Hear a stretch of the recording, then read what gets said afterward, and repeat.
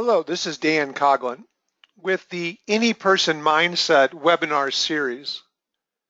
In this first session, I really want to focus on the idea that there are two primary approaches to management. The first one is what I call the star performer's mindset, and the second one is what I call the any person mindset. The star performer's mindset essentially says that the key to management, the key to getting great results, is to recruit, hire, and retain star performers, and then turn the organization, turn the projects, turn the decision making over to those star performers, and they will produce great results. The second approach is what I call the any person mindset. And the key there is to focus on developing every person in your organization so that they can achieve their potential, that they can make a difference. And so in this session, in this first session, I'm going to focus on the idea of moving away from the star performers mindset to the any person mindset. This first session is really a why-to webinar. It's not a how-to webinar. We're going to look at why managers need to move away from focusing on a few stars and instead focus on developing all employees. The manager's goal in every business really has never changed. It's always been to improve business performance and improve business results, not just for one day, but consistently over the long term. That's the same challenge it's always been. So you're in charge and you have a decision to make.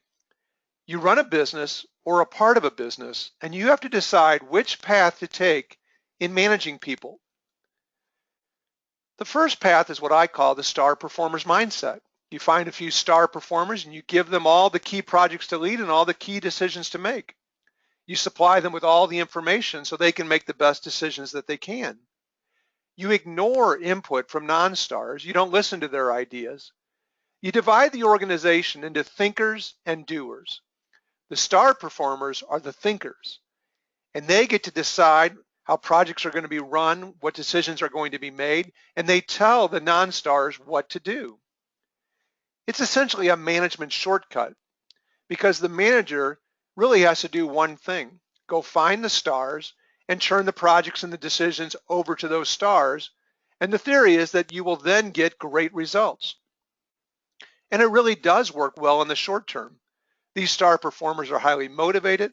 They have the ability to make decisions. They're decisive. They take charge and they get things going. But as with most shortcuts, there are problems. Problems with the star performer's mindset include, first of all, an incredible lack of engagement that non-stars develop. They feel their ideas are ignored, so they stop offering them. They stop giving their best effort because they know they have no real chance to move into opportunities to make a difference, and so they stop giving their best. The stars develop an incredible sense of entitlement. They feel every project has to go through them. They have to be the ones to make the final decisions, and they have to be in the know on everything. And they can keep information away from other people. And then there's a perceived need on the part of managers to replace stars with new stars.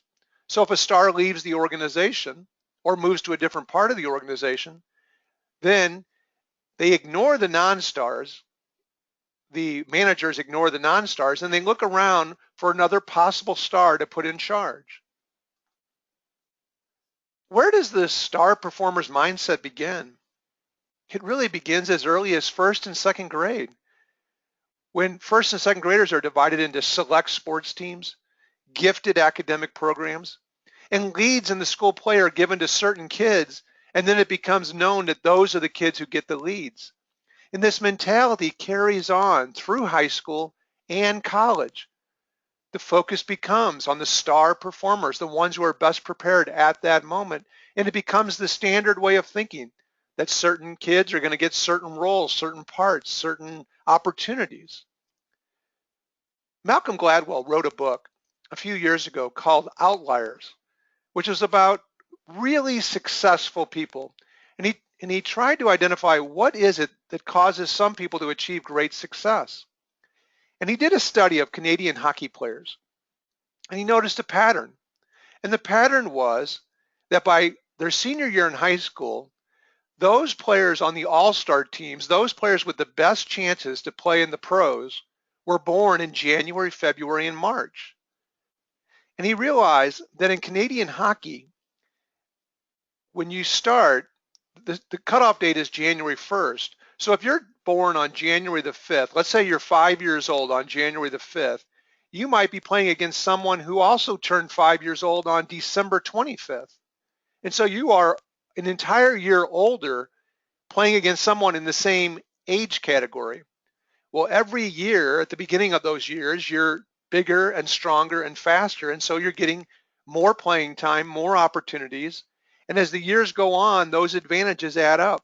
So by the time you're 17, 18 years old, you have gotten a great deal more of the better coaching, more playing time, better competition. The purpose and the problems of a school. The purpose of a school is to develop people. That's how you measure success at a school. Did the individual person get better? And so you're able to look at the success of a school if you have a variety of individuals who are achieving at an incredibly high level. The problem is, for all the other students, many of them give up hope in areas where they once had passion and potential. So they stop trying to become the best that they're capable of becoming because the stars have already been essentially established. And there's no room for the other folks to perform at that level. Now, fast forward to the business world. The same mindset of identifying stars and giving them the opportunities continues on. Employees are quickly divided into three categories: potential stars, average performers, and watch list employees. And so what do you end up with? Well, at first, the potential stars are excited and challenged, but oftentimes entitlement sets in. The average performers feel disengaged and give less than their best.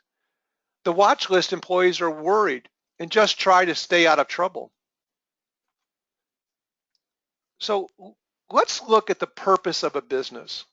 Before we look at another approach to management, let's just keep in mind that the purpose of a business is to deliver value to customers and to generate sustainable, profitable growth. That's true in every business. Every business provides some type of value to customers, and that is what makes the business unique. And what they have in common is the idea of generating sustainable, profitable growth.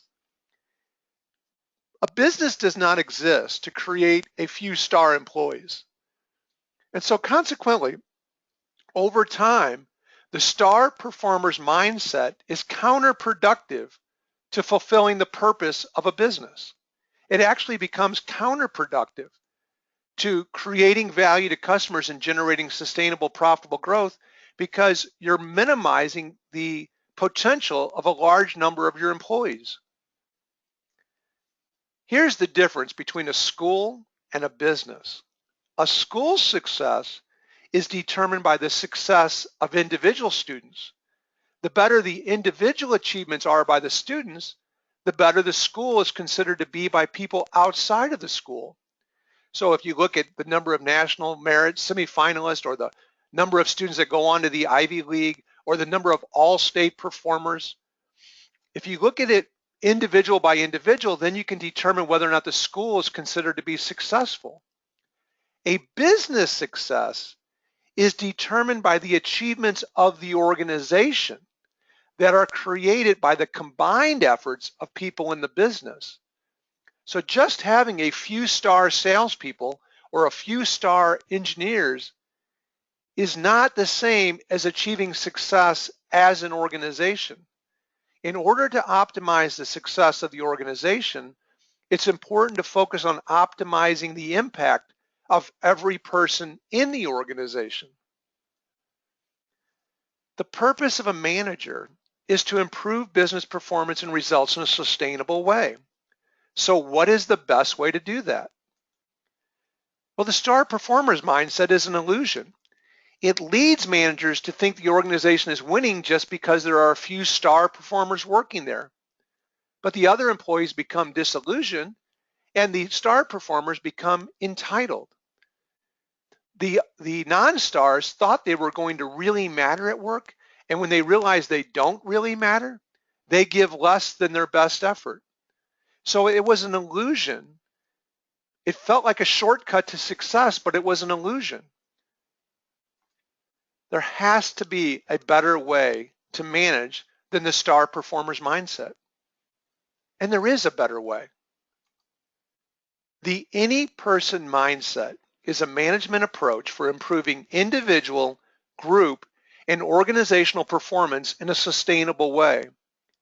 It says any person can make a significant difference in an organization, but no one is born with the thinking traits necessary to make a significant difference. These are learned thinking traits. This is what we are going to focus on in depth in all the remaining webinars in this series. It really is about believing in being capable of making a significant difference. So if you buy into the any person mindset, it means you believe you are capable of making a significant difference in your organization. It means you believe any person reporting to you can make a significant difference. It also means believing any person in your organization outside of your group can make a significant difference. Thinking traits can be developed. Merriam-Webster Dictionary defines a trait as a distinguishing characteristic that makes one person different from another. Thinking traits are how a person consistently thinks. A person's thinking traits, as opposed to his or her labels, will ultimately determine whether or not he or she can make a significant difference. These thinking traits are all learnable characteristics. No one is born with these traits. You either learn them earlier in life, growing up, in your family, in your high school, in your college, in another job, being a part of a group, or if you haven't learned them earlier in your life, you can still learn them in your organization. Any person can develop these thinking traits for making a significant difference. The fact that these thinking traits are learnable is the primary reason why any person can get to a point where he or she is making a significant difference in an organization.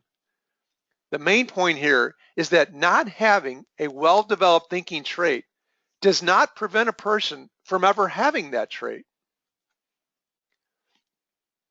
One of your main jobs as a manager is to develop thinking traits in yourself and your employees that are necessary to generate sustainable success for the organization.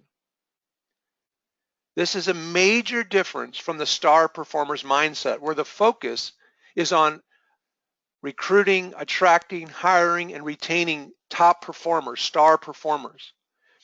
With the any person mindset, the primary focus is for you to develop the thinking traits in yourself and in all of your employees. It requires focus and effort to develop these thinking traits in yourself and others. And this is going to be what we're going to focus on throughout these webinars. You have to believe in being able to make a significant difference. A significant difference is doing something that increases your organization's chances of achieving better sustainable results. So whenever I refer to making a significant difference, that means that you're doing something or someone else is doing something that's increasing the chances that your organization is going to achieve better results in a sustainable way. To really apply the any person mindset, you have to start with believing that you and every other person in your organization can make a significant difference. Look at your last successful project. Make a list of everyone who contributed to the success of the project. Go ahead, write down a list of all the names of the people that you felt contributed to the success of that project. Now, look at the names. Put a star next to the ones who you consider to be star employees and put a circle around the ones you consider to be non-stars. My guess is you're going to notice that you have people from both groups who have contributed to the success of the project and who made a significant difference. It's not just the stars who contribute in a significant way. Your mindset is the starting point of how you see yourself and how you will interact with other people. This is the starting point of how you are going to act as a manager. You can choose whether you believe any person, including yourself, can make a significant difference or not. Your choice will have great implications on how you behave as a manager and the decisions you make. It's going to affect whether you work to bring out the best in every employee and yourself, or if you only focus on a small number of people who are considered to be the stars. I define excellence as doing an activity as well as you can while learning how to do it better the next time. If you do that consistently, you do an activity, whatever you do, as well as you can do it, and every time you do it, you learn how to do it better the next time, that this is the process for achieving excellence. The fastest way to ruin excellence that I know of is to mentally write yourself and other people off as not being capable of improving. When you think you're done, this is as good as I can be, or this other person, that's as good as they're going to be, then you start to reduce the capacity for excellence throughout the organization. Either you buy into the any person mindset or you don't. I want to talk a little bit about the value of role players. The any person mindset believes in the value of role players and believes that every person in an organization has a role to play. Hire the best people you can for your organization. People who have the ability to do the work, to learn how to do the work that's required of them. But then focus on developing all of those employees. Not every person has the same potential. I'm not saying that by using this any person mindset that you're suddenly going to get every employee to have the same potential as the star performers. It's not true. But what you can do is you can focus on developing each person to his or her full potential. The star performer's mindset obsesses over the 80-20 rule. The 80-20 rule states that 80% of your results come from 20% of your employees. There is truth in that statement. Top performers do produce better results. That's how they got the name. Consequently, these managers funnel every project through the top 20% of the employees. So that's not the problem.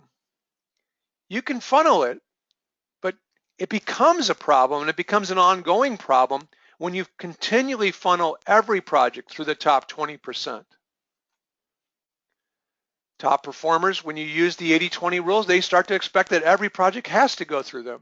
And then they start to sometimes hoard information from other people in order to retain greater power over them. The other 80% receive the message, I can't count on you to lead an important project, and I don't have time to listen to your worthless ideas. So those folks begin to feel worthless, helpless, hopeless, to the point where they feel like they have to leave to find a better opportunity. This creates high turnover, low employee engagement, and poor results.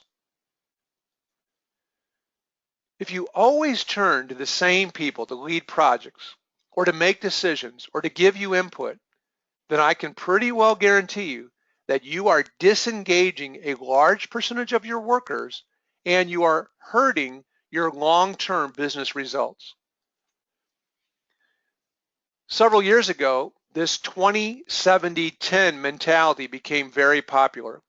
It was where you had to take your work group and no matter how many people were in your work group, you had to divide them into the top 20%, the middle 70%, and the bottom 10%. Well, when you do that, there's an impact on performance. I think you get the top 20% that roughly provide about 85% of their potential. They feel entitled that projects have to go through them, and so they settle in at about 85% of their potential. Then you have the middle 70% who are disengaged. I think they're at about 60% of their potential. And then you have the bottom 10% who are just worried about their job. And so they wait to be told what to do. They try never to upset anybody. They try to do exactly what the boss tells them to do. And they're reaching about 30% of their potential. So we could argue about the numbers, but let's just assume for the moment that these numbers are accurate. If that's the case, then the organization overall ends up at about 62% of what it could be. And you end up with an organization that is achieving nowhere near its potential. It's not the 80-20 rule. It's the 80 plus 20 rule. Managers with the any person mindset focus on the 80 plus 20 rule. This says that 100% of the employees are producing 100% of the results. Every project I have ever seen in every company I've ever worked with has people working on the project who are helping the project to be successful, who are both, some of them are in the star category, some of them are the non-star category. But they could not have achieved as much success as they did without the contributions of everyone involved. Everybody is seen as being responsible for the results of the organization. Now the manager's goal becomes to get the best out of every one of those employees. If you want to see the 80 plus 20 rule in action, just watch a championship game in any professional team sport. Watch the whole game, not just the highlights on ESPN. As you watch the game, make a list of all the players who made important contributions during the game. So as you're watching the game, every time someone does something significant, even if the announcers don't mention it, even if it's not what the audience is looking at, just make a list of every important contribution that you see during the game. And when you're done, you're going to notice that there was a high degree of importance from players in the top 20%, and there was a high degree of importance from the players in the bottom 80%. I'll just give you one example. The Super Bowl of 2015. There were star performers who played very well that day. Russell Wilson from Seattle, Tom Brady from New England. But there was another player, a defensive player for New England, who essentially no one knew about outside of New England, who made the absolute key play of the game, stepped up and made a key interception in the closing seconds of the game. So just a perfect example of the any person mindset. Now, there is a great deal more work for managers in the short term when you use the 80 plus 20 rule, because now you're not just turning every project over to the top 20% and letting them do their thing. You have to focus on developing every employee. But the reason why this is so worth it and it's so worthwhile is that by doing that, you will improve results consistently in your organization over the long term. You're going to develop an organization where every person is working to help to improve results in significant ways. I want you to notice what I'm not saying. I'm not saying you don't need talent to succeed as an organization. You do need talent. Talent is very, very important. And so you cannot just have any group of employees and then just say, well, this person is suddenly going to be able to take on a role that they don't have the talent for. So you do need talent. But what I'm saying is you need to develop the talent that every person brings to the organization. I'm not saying any person can be a CEO, COO, Director of Research and Development, or an administrative assistant. Every one of those roles requires certain knowledge, certain skills, and probably certain experiences to be effective in those roles. I'm also not saying everyone should be paid the same amount. The people should be paid in direct relationship to the value that they contribute to the company, and not everyone is contributing the same level of value. But what I'm saying is that if you can get every person to provide the value they're capable of providing, the organization will be more successful. I'm also not saying no one should ever be fired. If a person demonstrates that either they don't have the ability to do a certain job or the desire to do a job, then at some point, the very best thing you can do is to let that person go. So not every person is going to step up and make a difference. But what I'm saying is that any person could step up. So the point I really want to emphasize here is that any person in your organization can make a significant difference in helping the organization to become more successful. The keys are, first, believe each person can make a significant difference, and then do what you can to help each person develop the thinking traits necessary to make that impact. We can't predetermine who the significant contributors are going to be. Anybody could make a difference, but not everybody does. And we don't know in advance who will and who won't. The key is to be open to the possibility that any person can make a significant difference. Don't try to predict who they are based on their labels or the way they look or their background. I'd like for you to do the following exercises to see the unpredictability of significant contributors. First, compare people you know. Make a list of 5 people you've worked with whom you consider to be significant difference makers, and 5 people you've worked with whom you consider to be mediocre or worse performers.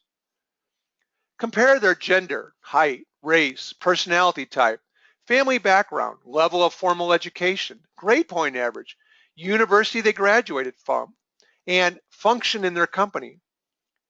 See if you could have predicted their success or lack thereof, based purely on their labels. Here's another exercise. Compare your 5 favorite U.S. presidents. Make a list of your 5 favorite U.S. presidents. Now do some research on each person. Work to identify the person's labels, their level of education, their family wealth, their personality type, their military background, their work experience prior to being elected president.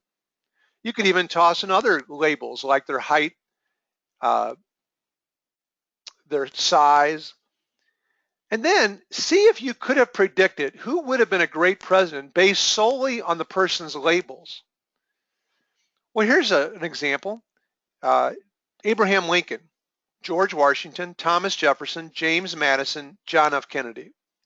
If you look at their backgrounds, if you look at their labels, how people would describe them, you would have very, very different descriptions. And so it would have been difficult to predict with various labels, various ways of describing them, who would go on to become president, a very great president. James Madison was short, Abraham Lincoln was tall. Thomas Jefferson was very formally educated. George Washington, a great deal of his education came from his military background. John F. Kennedy came from an incredibly wealthy background. Abraham Lincoln grew up in an unbelievably poor area. John F. Kennedy was tremendous in front of a group of people as a dynamic, good-looking, charismatic leader. Abraham Lincoln would poke fun at the way he looked. So very different people who went on to achieve great levels of success. We can't predict who the difference makers are going to be ahead of time. I've been working for over 30 years with individuals and groups, men and women, Fortune 50 companies, small family-owned businesses, medium-sized businesses, people from Ivy League schools, some executives who never went to college, different titles, different roles within the company. Some are in operations, some are in human resources, some are in business research, some are in sales and marketing. Their family backgrounds were widely different. People from different ethnic backgrounds. And yet there was never a pattern that I was ever able to find in terms of labels as to what made one person a significant contributor compared to another person. We could not predict that ahead of time. To me, this means anybody can make a significant difference. We don't know who they're going to be, and our job is to help improve the thinking traits that help people to make a significant difference. Here's another way to look at it. Look at tangible strengths versus intangible strengths.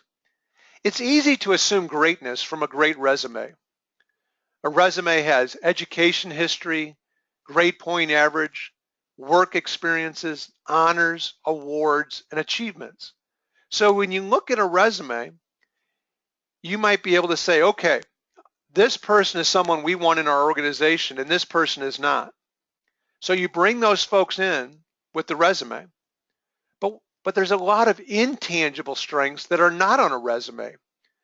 Desire, work ethic, decision-making ability, emotions, passions, purpose, willingness to learn, ability to work with others, attention to detail, creativity, poise, maturity.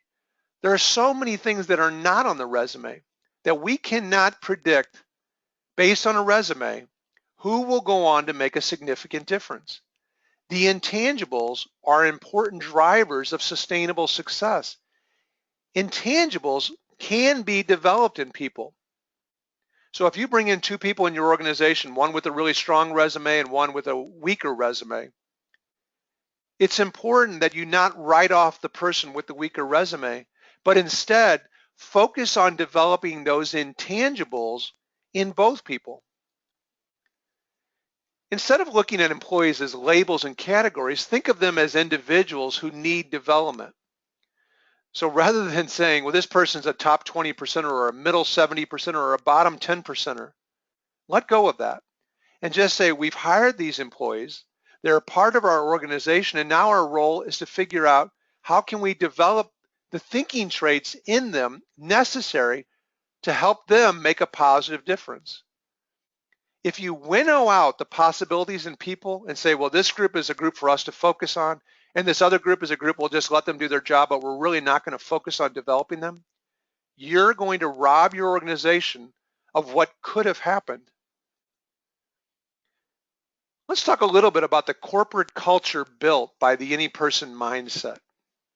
When you have an organization with the any person mindset, employees regularly look for opportunities to make a meaningful contribution because they believe they will make a significant difference and will be given the support to do so. Employees in this corporate culture know that their work matters because the work of every employee matters. And all employees, regardless of how you would rank them or categorize them, all employees are treated with an equal degree of respect in terms of clarity of expectation, appreciation, engagement, empathy, accountability with positive and negative consequences, and open-mindedness. There's a belief that any one of the employees could bring a valuable idea. So through this webinar series, we're going to focus on developing significant difference makers. So here are a few thoughts on that topic. Look for quality ideas and don't care who offers them. If you're managing a group of people, look for quality ideas and don't be concerned at all as to what the person's labels were who offered the idea. Make sure any person can offer an idea without being interrupted or told they're stupid. And you may never use the word stupid, but if your body language, your nonverbals, the way you try to speed through the meeting with some people but listen to other people, those all also can send the message, that's a stupid idea, I don't value your ideas, stop talking. So avoid that. And make sure that any person can offer an idea that you're going to really listen to it with respect the same way, regardless of whether you think the person is a star or not a star. Provide a wide range of people to lead project. This is very, very important. If you always turn over every important project to the same people year after year, you are actually hurting the organization over the long term. Deliver great results and develop critically important thinking traits in your employees. This is the great challenge of management. You do have to deliver great results in the short term and do it consistently until it consistently carries over to the long term.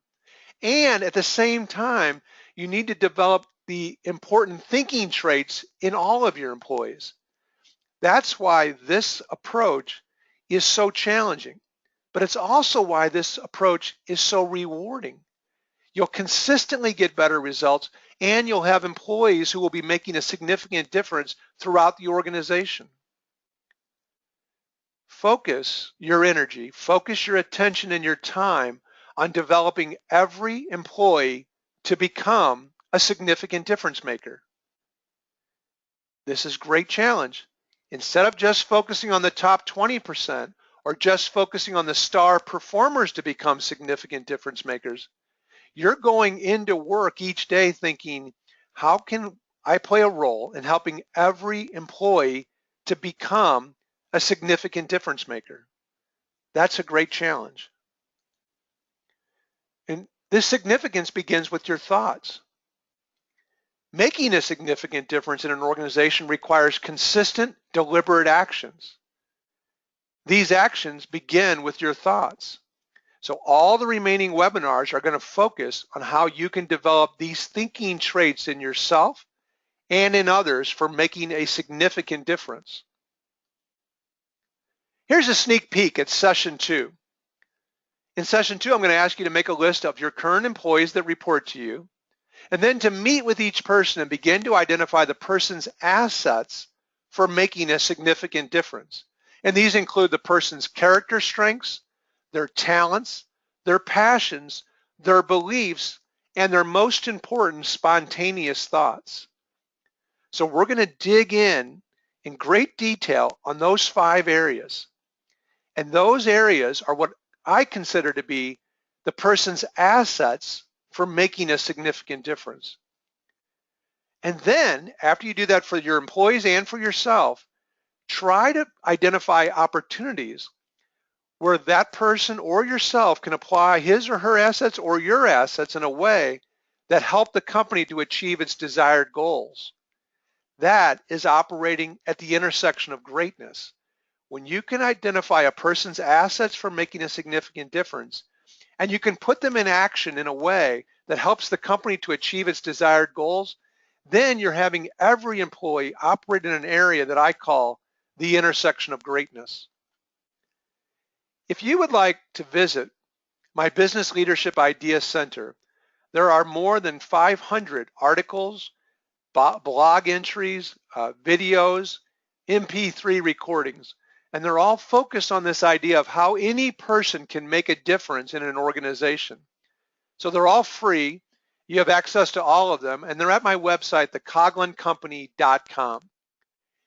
If you would like to discuss how you can begin to develop the any person mindset in your organization, just contact me at dan@thecoglincompany.com, and I will be glad to discuss your situation with you.